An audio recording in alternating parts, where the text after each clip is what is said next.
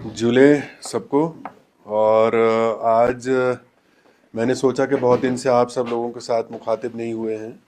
और इस दौरान पिछले महीने भर में बहुत सारी गतिविधियां रहीं, डेवलपमेंट्स हुई, जिसके बारे में मैंने सोचा कि लोगों के, लद्दाख के लोगों के साथ चीज़ें साझा की जाएं। सबसे पहले तो जैसा सबको मालूम है, 27 अप्रैल को लद्दाख में 2 ज़िले हुआ करते थे, 2 से 7 ज़िले हो गए। और अभी महीना भर भी नहीं हुआ है इस चीज़ को। और हर ज़िले में जो ज़िलाधीश वहाँ पे नियुक्त किए गए हैं, उन सबको हिदायत दी गई है एलजी साहब द्वारा, मेरे द्वारा, कि आप अपने अपने इलाके में विस्तार से दौरा करें, लोगों की जो परेशानियां हैं उनको समझें, और जहां तक संभव हो उनके स्तर पे उनकी समस्याओं का निवारण करें। और आप सब लोगों ने देखा होगा कि पिछले 2-3 हफ्तों के अंदर हर ज़िले में जो नए ज़िलाधीश हैं, चाहे वो द्रास से हम शुरू करें, या जो नए ज़िले बने हैं, नुब्रा है या ज़ांस्कार है या चांगथांग है या शाम डिस्ट्रिक्ट है, उसमें जो ज़िलाध्यक्ष हैं, उन सबों ने अपने अपने इलाके में बहुत ही विस्तार से दौरा करना शुरू किया। जो विकास के कार्य चल रहे हैं ज़िलों के अंदर, उनका आकलन किया और लोगों की समस्याओं का उनसे रूबरू होकर समझने की कोशिश की, और उसका निपटारा यथासंभव हो वो करने लगे। इसका देखिए सबसे बड़ा जो फ़ायदा लोगों को मिलने लगा है वो ये है कि तमाम लोगों को लेह कई 100 किलोमीटर चल के आना पड़ता था, या करगिल चल के जाना पड़ता था। अब वो सब ना करके उनके अपने ही ज़िला के हेडक्वार्टर में जो डिस्ट्रिक्ट मजिस्ट्रेट मौजूद हैं, उनके साथ बातचीत करके छोटे मोटे जो उनकी रोज़मर्रा की समस्याएं हैं उसका निपटारा हो सके।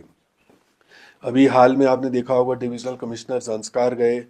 मैं 2 दिन का दौरा चुशूल तक वहाँ मैं गया और वहाँ रुक कर के आया रात भर, और वहाँ लोगों के साथ बातचीत करी, गांव गांव में रुकता हुआ आया। और आज एलजी साहब जो हैं चंगथांग के इलाके में फिर गए हैं। तो मेरे ख्याल में इस तरह की जो ग्राउंड के स्तर पे लोगों के साथ जुड़ने वाली प्रशासन की ये नीति है, उसको एक तीव्रता मिली है, और एक नया रूप पिछले कुछ हफ्तों में देखने को मिला है। इसके अलावा मैंने सोचा कि आप सब लोगों से ये भी साझा किया जाए कि 22 मई को, जो गत 22 मई थी, उसको गृह मंत्रालय के अंदर एक उच्च स्तरीय बैठक हुई जो कि जिसको कि सब कमेटी कहा जाता है। और उस सब कमेटी में जो केंद्र सरकार के गृह मंत्रालय के अधिकारी मौजूद थे, उसमें मैं भी मौजूद था। यहाँ के पूर्व सांसद न पूर्व सीईसी जो अब के सांसद हैं वो भी मौजूद थे। तुपसन छेवांग जी थे, एलबीए के जो ले एपेक्स बॉडी है उसके अध्यक्ष थे। ले एपेक्स बॉडी का इनफैक्ट डेलीगेशन था 3 मेंबर, और केडीए का 3 मेंबर डेलीगेशन था। और मैं समझता हूँ कि बहुत ही रचनात्मक और खुले माहौल के अंदर चर्चा हुई। इनफैक्ट 22 मई की मीटिंग को अगर मैं 1 या 2 शब्दों में कहना चाहूँ तो ये एक ब्रेक थ्रू मोमेंट था, जो कई महीनों से या बरसों से एक पॉलिटिकल डेमोक्रेटिक एस्पिरेशन और एक बातचीत चल रही थी।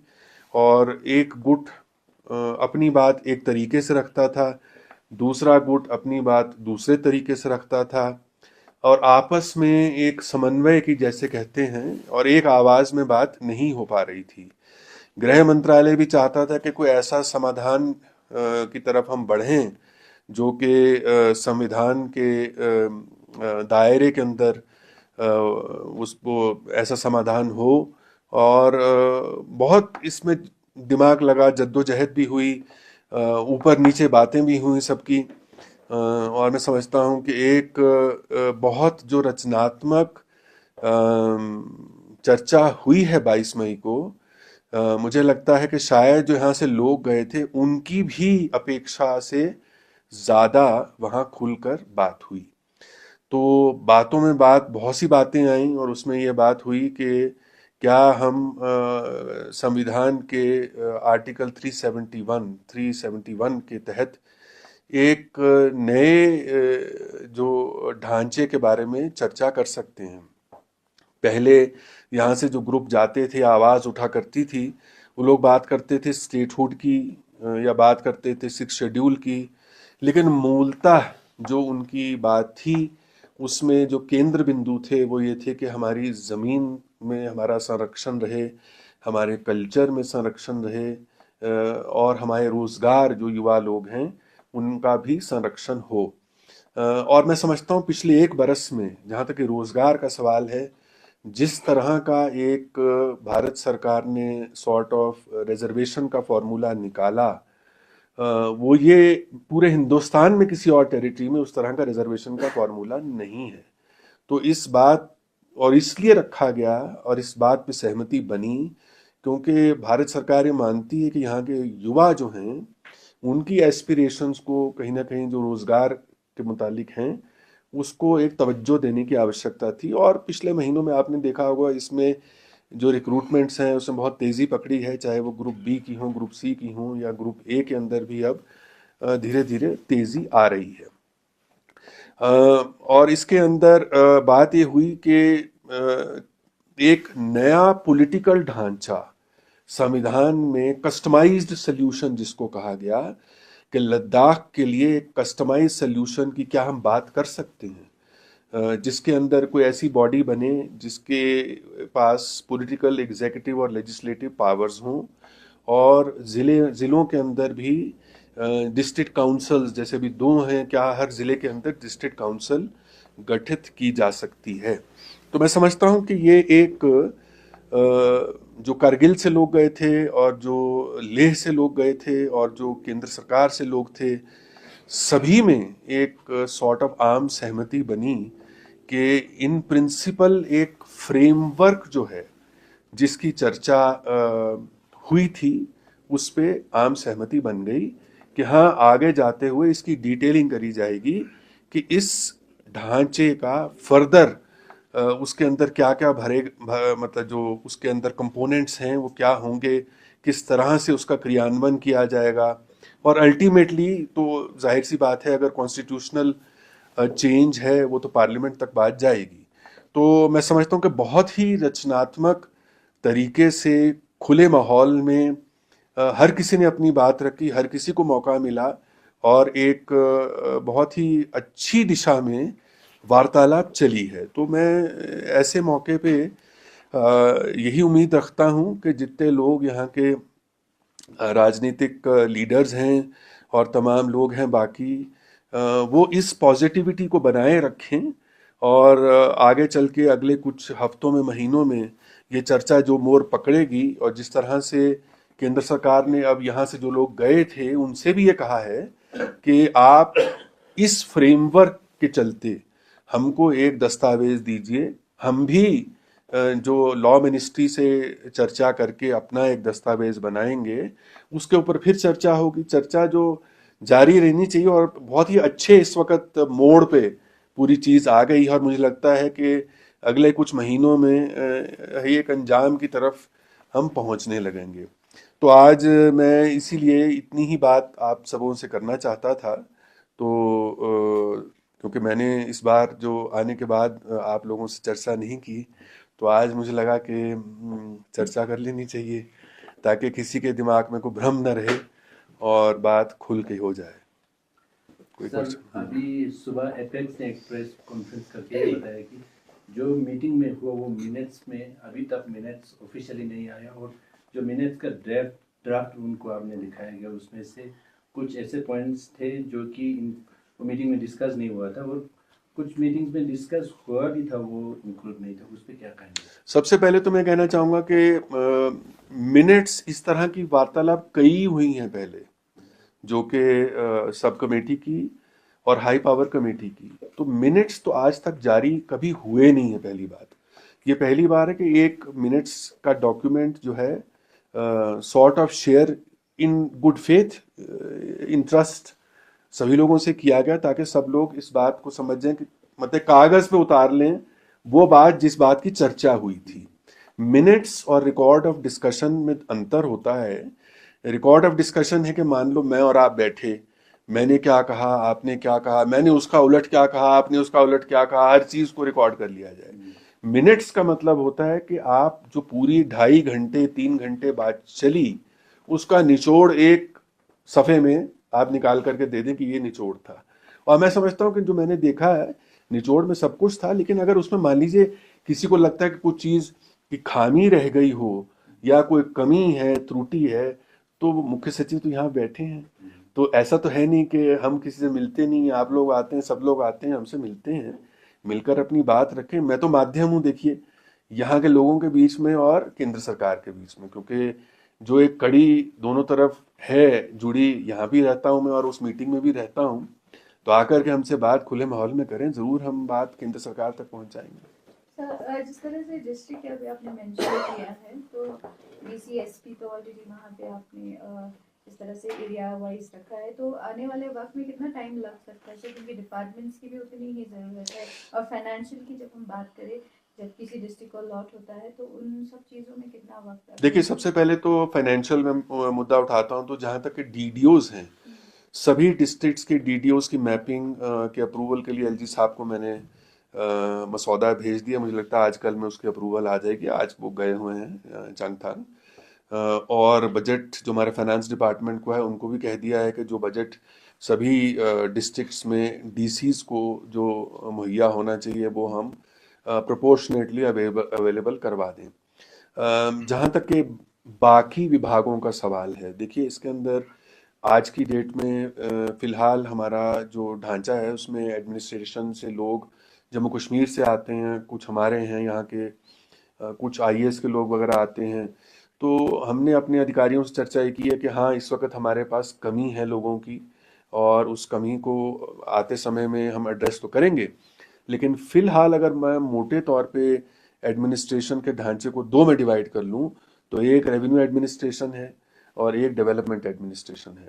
तो हमको एक सॉर्ट ऑफ अपने ही जो लोग इस वक्त मौजूद हैं उसमें किसी तरह से बांटना होगा कि डेवलपमेंट डिपार्टमेंट्स पूरी तरह से जो ब्लॉक्स हैं, जो तहसील ब्लॉक्स हैं खास तौर पे, उनमें डेवलपमेंट का काम जिस तरह होना चाहिए, और ऐसा ना हो कि आदमी 3-3 4-4 ब्लॉक्स का चार्ज लेके बैठा है।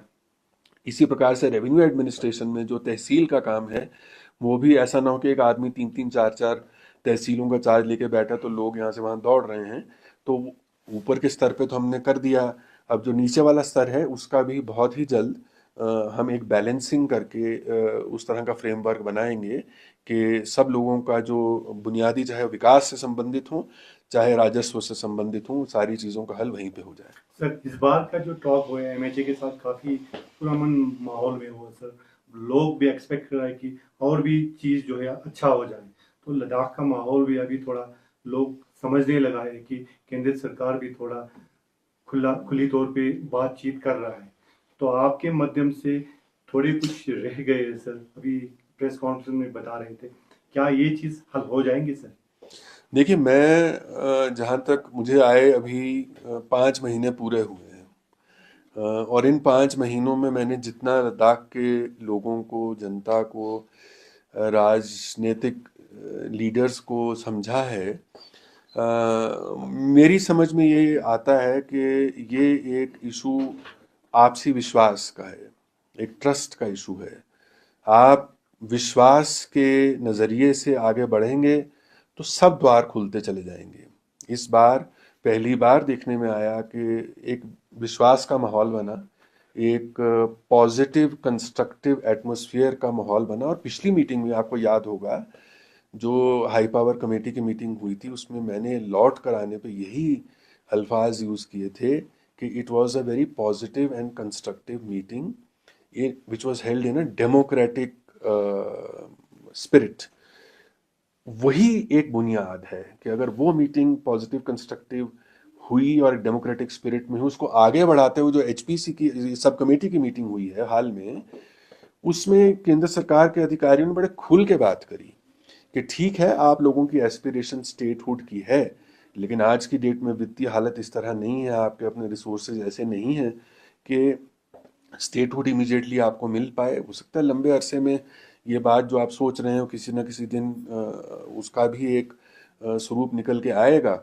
लेकिन ये बात जो आप कर रहे हैं, फिलहाल पिछली मीटिंग में हमने बात करी थी, उसकी बुनियाद आपको याद होगा पिछली मीटिंग में थी कि फाइनेंसेस आपके नहीं है, इसीलिए स्टेटहुड अभी संभव नहीं हो पाएगी। उसको आगे बढ़ाने के लिए फिर बात ये थी, तो अगर स्टेटहुड नहीं तो फिर ऐसा कौन सा स्वरूप हो सकता है? आप ये सोचिए, इससे ज्यादा खुलेपन का प्रदर्शन और क्या हो सकता है कि केंद्र सरकार ने ऐसा मॉडल कस्टमाइज्ड उसकी चर्चा शुरू करी है जो कि पूरे हिंदुस्तान में और कहीं नहीं है। तो एक शुरुआत जिसकी पहल केंद्र सरकार द्वारा करी गई, अब दो कदम आगे केंद्र सरकार ने बढ़ाए, तो मैं समझता हूँ कि यहाँ के लोगों को भी, जो लीडर्स जाते हैं, एक अच्छे माहौल में उसका रेसिप्रोकेशन करना चाहिए और दो कदम वो आगे बढ़ाएं। तो इसी तरह से कदम बढ़ाते चले जाएंगे तो सब रास्ते खुलते चले सर जाएंगे। काफी रिफॉर्म्स देखे जा रहे हैं, जैसे प्लांटेशन हो गया, अभी चेक डैम्स बन रहे हैं, तो ये भी क्योंकि जैसे आपको पता है कि ट्रेन बिल्कुल ही अलग है अन्य हमारे दूसरे भारत की जगहों से। सर इसमें क्या एक्सपर्ट्स को लेके या लोकली जो एक्सपर्ट्स हैं उनको भी रखा जा रहा है इस मामलों में, क्योंकि बहुत सारे ये भी कहना है कि जिस तरह के प्लांटेशन हो रहे हैं यहाँ पे वो सूटेबल नहीं है कहीं ना कहीं वेदर को लेके। तो इस तरह से किस तरह से काम चल रहा है सर, क्योंकि चेक डैम्स को भी लेके काफ़ी सवाल, और ठिकसे के जो वहाँ रहने वाले हैं उनके काफ़ी दिक्कतों का भी अभी हमें सुनने को मिला है, क्योंकि उनके पानी की काफ़ी दिक्कत आ रही थी उसमें। तो क्या कुछ कहेंगे? देखिए, मैं ये कहना चाहूँगा कि यहाँ के माननीय उपराज्यपाल महोदय जो हैं, उन्होंने आकर के सबसे पहले जो एक बड़े स्तर पे काम, जिन चीज़ पे काम किया, वो चीज़ें हैं जिससे आम आदमी का रोज़मर्रा की ज़रूरतें जुड़ी हुई हैं। सर्दी के मौसम में यहाँ पानी की किल्लत हो जाती है, तो पानी को किस तरह से कंजर्व किया जाए, पानी बहता चला जाता है और उसके बाद क्या हम चेक डैम के ज़रिए उसी पानी को रोक के एक ऐसा पानी का स्रोत बनाएं जो कि इरिगेशन के लिए भी इस्तेमाल हो और जो कि पानी पीने के लिए भी लोग इस्तेमाल कर सकें। प्लांटेशन का जहाँ तक सवाल है, वो भी बड़े पैमाने पे करी जा रही है और इसमें तो कोई भी नहीं कह सकता कि ये नहीं होनी चाहिए। हाँ, इसमें ज़रूर है कि ज़्यादातर मेरे ख्याल 95% प्लांटेशन जो करी गई है उसमें लोकल स्पीशीज़ जो विलो, एप्रिकॉट, इस तरह के प्लांट लगाए गए हैं और एक्सपेरिमेंट के तौर पे नए कुछ प्लांट्स को भी एक्सपेरिमेंट किया जा रहा है। और मैं समझता हूँ एक्सपेरिमेंट और इनोवेशन जो है, जब तक हम नहीं करेंगे तब तक ये नहीं हम जान पाएंगे कि वाकई में यहाँ पे कौन से ऐसे पौधे हैं चल पाएंगे। अब देखिए कि जिस तरह से कई बरस पहले मुझे बताया जाता है, आज से 15 साल पहले प्लांटेशन बहुत ही कम थी, तो लोग पहले कहते थे कि प्लांटेशन करनी ही नहीं चाहिए। तो धीरे धीरे जब प्लांटेशन का लोगों को फ़ायदा समझ में आने लगा तो वो सब उसका समर्थन करना, इनफैक्ट मोनेस्ट्री वाले जो लोग हैं, चाहे हेमिस के हैं, बाकी हैं, वो भी लार्ज स्केल प्लांटेशन कराते हैं। तो मेरे ख्याल में ये एक प्रक्रिया है। हाँ, जहाँ तक कि लोकल लोगों की समझ और उनको एक्सपीरियंस, उनका तजुर्बा, उसको जोड़ने के लिए हम, एलजी साहब भी और मैं भी, अलग अलग फोरम में, प्लेटफॉर्म में लोगों से मिलते हैं। अब जैसे अपने आपने देखा नहीं देखा, जैसे जैसे युवा एंटरप्रेन्योर्स हैं, उनको पहले मैं एक ग्रुप में मिला, 20 लोग थे, अगली बार 40 लोग थे। वो बहुत ही क्रिएटिव लोग हैं, कुछ एग्री स्पेस में काम कर रहे हैं, एग्रो प्रोसेसिंग का काम कर रहे हैं, कुछ टेक्सटाइल स्पेस में कर रहे हैं, कोई फिल्म मेकिंग में कर रहे हैं, कुछ फाइन आर्ट्स में कर रहे हैं, कुछ कंजर्वेशन का काम कर रहे हैं। तो हम तो चाहते हैं बल्कि कि यहाँ की जो प्रतिभा है, खास तौर पे युवा पीढ़ी की, वो खुल करके आगे आए और हमको बताए हम कैसे उनके साथ पार्टनर कर सकते हैं कि जो जो भी फील्ड में वो काम कर रहे हो, हम तो उनका समर्थन ही करना चाहते हैं। तो ये धीरे धीरे मेरे ख्याल उनको हम अपने अपने जो थोड़े से शाय शेल में बैठे रहते हैं, वो उनको निकालने की कोशिश कर रहे हैं। सर, जिस तरह से एक ऑर्डर आया था फाइनेंशियल जो है वो LHDC दोनों के अंदर जो है सीओ से उनके पास जो है रखा जाएगा, ऐसा एक क्या रखा जाए? जो फाइनेंशियल सर, हाँ। अभी एक ऑर्डर आया था न्यू डिस्ट्रिक्ट हाँ। के बनने के बाद, हाँ हाँ सारे डिस्ट्रिक्ट का जो भी फाइनेंशियल होगा वो दोनों जो है और हाँ। कारगिल के जो सीओ है हेल्थ हाँ। काउंसिल के, उनके पास जो है रखा हाँ, जाएगा। हाँ। तो उस ऑर्डर का मूल उद्देश्य क्या है? देखिए, उसमें क्या है कि जो कानून है, LHDC एक्ट है, उसके अंदर फिलहाल केवल 2 ही जिलों का नाम है, लेह और कारगिल। तो जो बजट एलोकेशन हुई है वो भी 2 ही जिलों को हुई थी, जो कैपिटल कैपेक्स इसको बोलते हैं, लेह और कारगिल। अब उसका बंटवारा चूंकि अब नए जिले हो गए हैं, वो पैसा खर्च किस प्रिंसिपल पे किया जाना है, हम ये चाहते थे कि एक फेयर प्रिंसिपल अडॉप्ट सीईओ द्वारा और काउंसिल के द्वारा किया जाए। तो हमने एक सर्कुलर निकाला जिसके अंदर हमने कहा कि 60% वेट जो है वो आबादी को देंगे और 40% वेट जो है एरिया को देंगे, ताकि सभी जो कॉन्स्टिट्यूएंट डिस्ट्रिक्ट्स उस पुराने डिस्ट्रिक्ट का हिस्सा थे, उनको ये कहीं ऐसा ना लगे कि हमको महरूम रखा जा रहा है उन पैसों से जो कि हमारे विकास के लिए आने थे, अगर हम उसी काउंसिल का हिस्सा होते। तो ये फिलहाल का अरेंजमेंट, जब तक ये कानून में तरमीम नहीं होगी तब तक ये अरेंजमेंट तो चलना पड़ेगा। सर आने वाले दिनों में जो जोजिला टनल के बाद चल रहा है सर, वो कुछ दिनों में ओपन हो रहा है सर, दोनों दिशाओं से। तो यूटी एडमिनिस्ट्रेशन का किस तरह तैयारी चल रही है सर? अभी हमें सूचना मिली है कि केंद्र मंत्री यहाँ आएंगे, तो अभी टनल जो है खुलने की बात नहीं है, अभी तो ब्रेक थ्रू है। ब्रेक थ्रू होता है कि दोनों तरफ से जो सुरंगें वहां से कर रहे हैं और यहाँ से सुरंग की कार्रवाई चल रही है, दोनों मिल जाते हैं एक पॉइंट पे ताकि खुल जाए।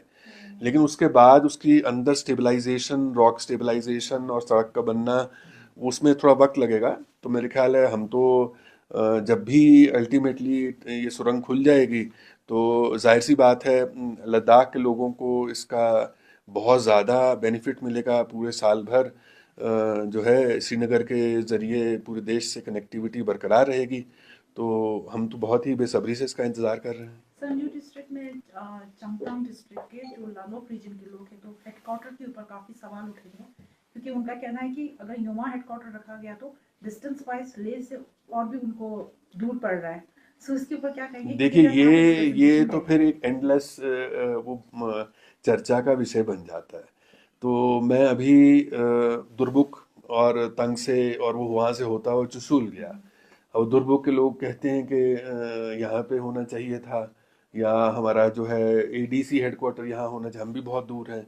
अभी इतना बड़ा इलाका है तो कहीं ना कहीं थोड़ी बहुत दूरी तो होगी ही, लेकिन मैं समझता हूँ कि एक शुरुआत करी गई है, नए डिस्ट्रिक्ट बने हैं, उनको अभी 1 महीना भी नहीं हुआ, लोगों को थोड़ा सा वक्त देना पड़ेगा। डिस्ट्रिक्ट मजिस्ट्रेट हमने युवा लोग लगाए हैं, नौजवान हैं और जज्बे वाले हैं, वो कुछ करना चाहते हैं, उनको मौका दें, कुछ महीने का, देखते हैं कि लोगों को कैसा महसूस होता है। सर कल लद्दाख मेडिकल एसोसिएशन ने एक प्रेस कॉन्फ्रेंस में ये बताया कि जो लद्दाख यहाँ पे एक मेडिकल कॉलेज है उसका अभी तक कोई प्रोग्रेस नहीं है, तो उसका स्टेटस क्या है सर? ये भारत सरकार में, देखिए भारत सरकार के अंदर अभी वो एक एक्सपेंडिचर फाइनेंस का मेमो बनता है, वो अभी बन के फिर उसके बाद उसका अप्रूवल वित्त मंत्रालय से होगा। लेकिन हमारे जो अधिकारी हैं, सेक्रेटरी हेल्थ हैं, वो कॉन्स्टेंटली केंद्र सरकार के जो स्वास्थ्य मंत्रालय है उसके साथ इन टच हैं, और एलजी साहब भी अगली बार जब जाएंगे तो मैं उनसे गुजारिश करूंगा कि स्वास्थ्य मंत्री से इस पे चर्चा करें। सर जिस तरह से एक इंजीनियरिंग कॉलेज भी बोला था सर करगिल में, तो उसका तो लोग कह रहे हैं कि कुछ आता ही पता ही नहीं, तो क्या नहीं, यहाँ क्या है ना कि बहुत जल्दी लोग हताश होने की तरफ बढ़ने लगते हैं। तो हताशा को, अब सारी चीज़ें जब एक पॉजिटिव तरफ बढ़ रही हैं, हमें हताशा को पीछे छोड़ना है, आशा की तरफ बढ़ना है। आशावादी होना बहुत अच्छी बात है, और जल्दबाजी इतनी नहीं होनी चाहिए कि भाई अभी आज ही मिल जाए, आज घोषणा हुई है तो मैं सोचता हूँ कि घर से निकलूँ और इंजीनियरिंग कॉलेज में घुस जाऊँ सीधे, तो बन जाएगा, उसको वक्त दीजिए। ऐसा तो नहीं कि कैंसिल हो गया है, थोड़ा वक्त लगता है, सारे प्रोसेसेस हैं सरकारी, उसमें जल्दी बन जाएगा, कोई ऐसी बात नहीं। ठीक है सर, टूरिज्म जिस तरह से प्रमोट कर रहे हैं यूटी लद्दाख, और हम ये पूछना चाहेंगे क्योंकि कई बार ग्रीवेंसेस सुनने को मिलता है, जैसे अगर काफ़ी टूरिस्ट नीचे से आते हैं तो यहाँ पे हाई ऑल्टीट्यूड की वजह से प्रॉब्लम भी है, तो किस तरह की मेडिकल फैसिलिटीज़ उनको दिए जा रहे हैं सर? और प्रमोशन के तौर पे जैसे देखा जाए तो टूरिस्ट को किस तरह की सुविधा अच्छी की जा रही है, क्योंकि लद्दाख जैसे टेरेन में काफ़ी लोगों को मुश्किल भी होती है, तो क्या कहेंगे? देखिए, इसमें जिम्मेदारी एक तो जो ट्रैवल ऑपरेटर्स हैं, होटल ओनर्स हैं, उनकी है। एक जो टूरिस्ट आता है उसकी खुद की एक जिम्मेदारी है। अब मान लीजिए पहले दिन ही आते ही 11,500 फुट पे आप आ गए हैं और एक्साइटमेंट में आप निकल के सीधे ही खारदुंगला पहुंच जाएं, वहाँ कूदा फांदी करने लगे तो उसमें फिर सांस तो फूलेगा। तो इसमें तो कोई दो राय है नहीं। अब मैं कल खुद ही बस 11:30 फुट पे तो रह ही रहा हूँ। अब चुशूल गया मैं और सारा दिन चल रहा था चुशूल में, रात को मुझे नींद ही नहीं आई। अब वो 15,000 फुट पे, यहाँ से 4,000 और ऊपर हो गए। तो ये आदमी को जो आने वाला है उसको भी सोचना चाहिए कि भाई आप जहाँ जा रहे हैं, ये कोई शिमला जाने वाली बात तो है नहीं। आप ऐसी जगह जा रहे हैं जहाँ ऊंचाई पे है, ऊंचाई में जाने के थोड़ा सा सब्र चाहिए जी होता सर, है। ले मार्केट जैसे बहुत बड़ा भी यूएसपी हो गया है, लाइटिंग काफी अच्छे, तो टूरिस्ट आना पसंद करते हैं शाम को और कुछ ना कुछ इवेंट्स चलता रहता है, तो ट्रैफिक जैम की वजह से लोकल्स को भी और टूरिस्ट को भी काफी दिक्कतों का सामना करना पड़ता है क्योंकि पार्किंग भी नहीं है। सर उसको किस तरह देखा जाए? इसमें देखिए आज ही इत्तेफाक की बात है कि हमने चर्चा करी है हमारे जो अर्बन डेवलपमेंट के डायरेक्टर जो हैं, डीसी भी हैं, और उनके तमाम अधिकारियों के साथ कि एक जो सेंट्रल मार्केट जो हब है हमारा पूरी एक्टिविटी का, उसके आसपास के पूरे दायरे को एक बार देखा जाए कि क्या हम ऐसा पार्किंग का अरेंजमेंट कर सकते हैं कि वो पूरा एरिया जो घूमने वाला उसके आसपास का है, मेन मार्केट के आसपास का, उसमें पेडेस्ट्रियनाइजेशन हो जाए। इसका मतलब पेडेस्ट्रियनाइजेशन होने के लिए आपको पार्किंग की सुविधा देनी पड़ेगी। तो क्या हम पार्किंग को ऐसे स्पेसेस बना सकते हैं जिससे लोग पैदल उस इलाके में घूम पाएं और कोई ऐसा ट्रैफिक जैम ना हो।